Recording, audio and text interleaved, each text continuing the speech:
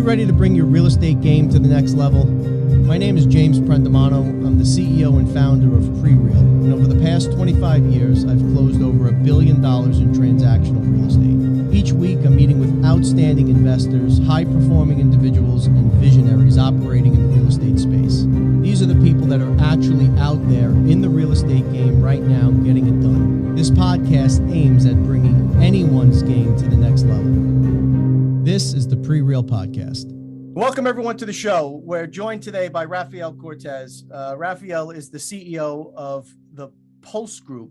Rafael is one of these incredibly high-energy entrepreneurs that seems to have this drive that from a very, very young age has absolutely been out there killing it. And by the tender age of 23, seemed to have accomplished more than most people accomplish in a lifetime. So, Rafael, thank you so much for joining us today. James, it's a pleasure. Thanks for having me. You're described as a second-generation entrepreneur. Can you just speak to the audience about what you mean there? So I was raised by a single mom, and this is a border town. So I actually grew up in a border town, which is San Luis. It's a little bit further south of Yuma, but nobody knows that town. Everybody just kind of connects Yuma, right? Anyway, so it's a border town. She was a single, or she is she raised me as a single mom, and she set up her shop. So she had a mom and pop, like, little grocery store in Mexico. So when I grew up, I grew up thinking that owning your own thing was that was a norm. That was a regular thing to do. So yeah, I mean, that's why I feel like a lot of stuff that I'm doing, the curiosity that I have and the drive that I have and whatnot, it's really adopted from the stuff that I saw growing up. I mean, she would, kind of do whatever she wanted with her schedule because she had, my aunts working in the same, grocery store and whatnot. And she got to the point where she owned her options, right, in her little, sphere. And again, I thought that was the normal thing. So it, one way or another, you get conditioned, right, to think a certain way as you're growing up. And I think that was a big factor. So do you think that can be taught? Absolutely. You do? Yeah, I do. I think there's we're a combination, right? We're a combination of natural behaviors and learned behaviors or borrowed behaviors. So you probably heard me, classical conditioning, right? That stuff that we are exposed to is stuff that we adopt, and we start to model our behaviors and habits after that kind of stuff. Now, with that being said, if you're around an environment where nobody's producing, it doesn't matter if you're the smartest tool in the shed, nothing's going to happen. There's got to be a combination of the two, right? And on the opposite side of the token, to kind of address your question, I think that if you put yourself in a space where you're surrounded by people who are producing, where you're surrounded by people who are thinking bigger than you are, where you're surrounded by doers and people who are actually taking action, that's going to rub off on you. So it's totally something that can be learned. Better even, it can be, you can borrow motivation from somebody else if you just put yourself in that type of space. And you were the youngest. Is it true you were the youngest firefighter in Yuma County ever? Yeah. Well, I mean, not ever. I'm sure there's somebody else, but at that point, I was the youngest firefighter there. I mean, I literally turned 19. And on my birthday, I was working there. When I turned 19, I was a fireman in Yuma, and yeah, it was interesting because I would show up to to the fire scenes and EMS scenes and whatnot, and people would look at this 19-year-old kid like, "Are you taking my vital? Like, what are you doing? Where's your dad?" So it was just an interesting experience. But again, just putting myself in the path of just people who knew more than I did, putting myself in the path. Like, for example, captains loved me because I was always asking questions, and I think if I were to say that I have a virtue, it's curiosity. It's yeah. I mean, I work a lot. I mean, I know 1,000 guys that can work just as hard as I do, right? But I think curiosity has been one thing that's led me to the experiences that I've been able to have. I'm just curious about things. Like, I wonder how that works. I wonder how this conversation can go. I wonder what else can be done here. And what if question and being inquisitive about stuff. I think it's one of the things that has really positioned me it just in the path of things and then taking action, right? How do you make the jump from medical transport to real estate and several derivative operations? You've got several organizations underneath the Pulse Group. Where does that connection come in? So I got my first paid client. So when I launched, I started working on the business, like I said, and putting it all together. But I got my first paid client in 2007. And that's when I, jumped into the transportation industry. I did well. I landed a couple of contracts with the government, and I grew the company. So by 2009, I had some cash just built from that, and I wanted to place it somewhere. I don't know a thing about real estate. I mean, I've heard that you come in and then fix. All I knew about real estate was the construction work that I had done prior, which was framing houses and then dropping concrete and that kind of stuff. I didn't know how any of it worked. So 2009, I was like, I'm gonna do a flip. I can swing a hammer. Let's just go ahead and take on my first flip. And the business started running, right? So it was, I had dispatchers, I had drivers, I already had a good solid, size fleet at that point.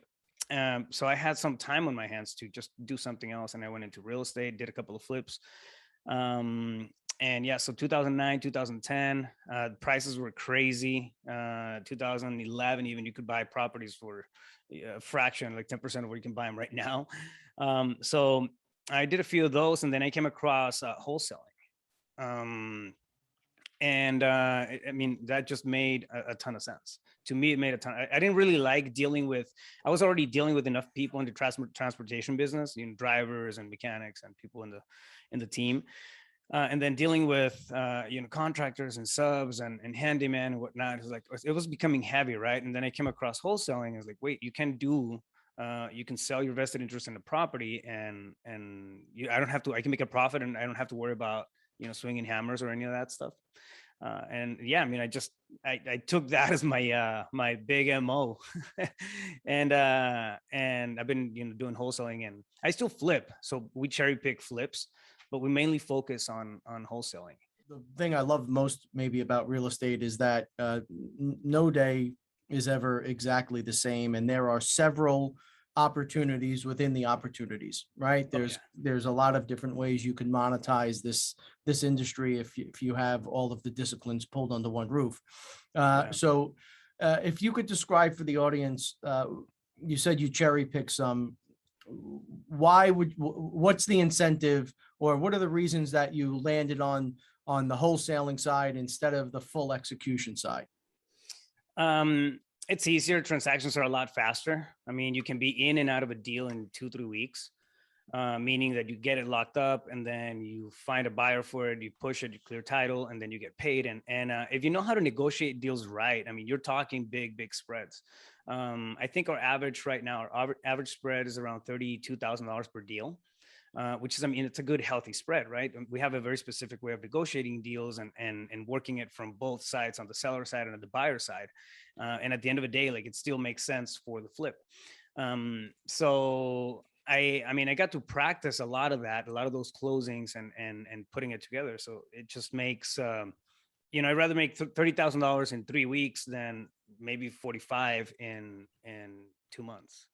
Identifying the deals, you've broken out your leads similar to how we do it, because someone that's looking to buy a one family fix and flip is not the same person that's looking at raw land. It's not the same person that's looking to buy a multi-million-dollar shopping center.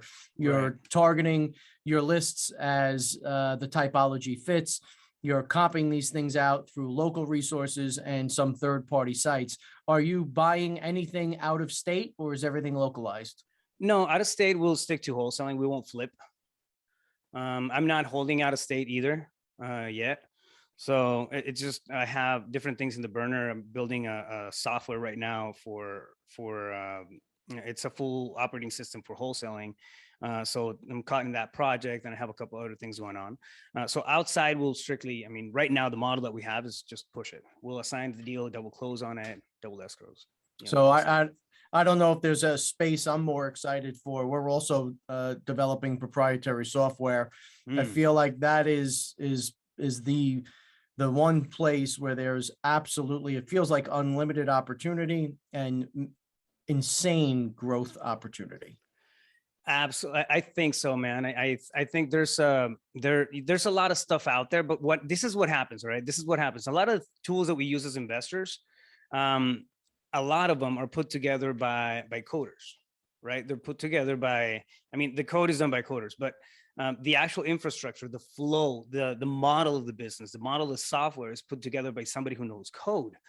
These people are engineers. They work well that way, but they haven't done the business. A lot of these people have no idea, how a wholesale transaction works, how, where the little gaps are going to be in, how a fix and flip works, and where, you're going to have deficiencies and you're going to have bottlenecks in the process. If you're sitting down and thinking theoretical about anything, right, you can write 3 books on that thing. Just by the stuff that comes into your brain, right? Ideas. But until you put it into practice and you're actually in the trench doing the work, that's what the real questions don't come up. And I think that's it's one of the big things that are that we're lacking in the space of technology, like in real estate specifically, right? In investments. So I'm my thing. It's not going to be a lead generation thing. I'm focusing on operating system. I want and actually have it. I house the model. I house it inside Podio. So I have Podio set up, and it really runs the entirety of my business. So I'm taking that and doing a standalone software. But it's you have to do a lot of stuff, you have to be in it consistently to fine tune, to be able to see how you can lean it out, how you can make it better and improve it. Right. And you can't see that if you're not in the business. Something you touched on earlier. Also, again, I give you a lot of credit for it, because typically people don't understand this until it's much further down the line and they've done a lot of damage in their organization. We call it operating in the gift. You referenced it in the context of not taking a deal maker that is a fine-tuned machine, right? A deal maker is a special breed, and dropping them into 8-hour cold calling sessions every day. Yeah. Is this stuff that you learned through the psychology classes and the degree that you took, or where did all of this start to weave its way in? Yeah, so I've been playing with this. Well, I mean, some people like video games. I like psychology, and I dove into DISC assessments and profiles very early on. I mean, I'm talking about maybe 2009. That's when I kind of got exposed to that. And we're all algorithms. Psychologically, we're algorithms, right? We are wired in certain ways. So we have natural tendencies. We have natural behavioral strengths that we're just kind of, come out of the womb, out of the box. We're just wired that with those. Now, to that, you add on learned behaviors. You add on, different skill sets. You add on exposure. You had, your parents had tenacity. You borrowed tenacity, right? But we're going to be naturally wired for something. And when you're able to hire based on the strengths of what the role needs, here's one thing that happens, and let me know what you think about this. But here's one thing that happens. People will do, for example, a personality assessment for hiring, right? And they're like, oh, cool, I like this person. But they'll do the personality for, they'll hire for the person, as opposed to the qualifications of the actual role. Meaning, if you have somebody who's an introvert, who's very they're not social, they like to have that steady, slower, more controlled, more predictable space to operate in. Mm-hmm. You can't put them as an acquisitions rep, because that's highly volatile. You're out there all the time, you're engaging with people. It's a people business. It doesn't mean that they can't do it. It doesn't mean that they can't do it. Now, here's the difference. All it means is that you're going to get burned out. You're going to get tired a lot faster. For example, I'm good with spreadsheets. I'm really good at creating the fancy ones with the graphics and then doing all kinds of tricks. I've just been working on spreadsheets forever, but I know that I can only handle spreadsheets for maybe 2 hours at a time. And then I'm fed up. I'm like, oh, the hell with this. I need a break, right? Because I'm adapting my behavioral style to the analytical side. and it's not my natural strength.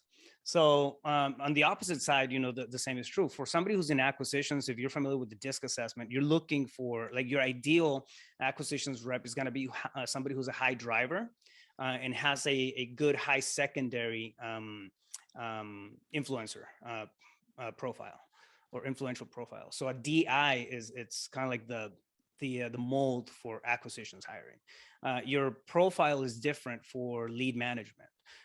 Your profile is going to be different for dispositions. You don't need the same behavioral traits or strengths, right? So if you're able to kind of see that and hire based off of that, and then to that you add attitude, and you can train for skill when they already have that wiring. Things just flow better. People talk about mindset coaching and people talk about the buzzwords, but to see it in practice at this level is pretty damn impressive, man. You should really be proud of what you put together. I think it's amazing. Where do folks find out more information? Thanks, I appreciate it.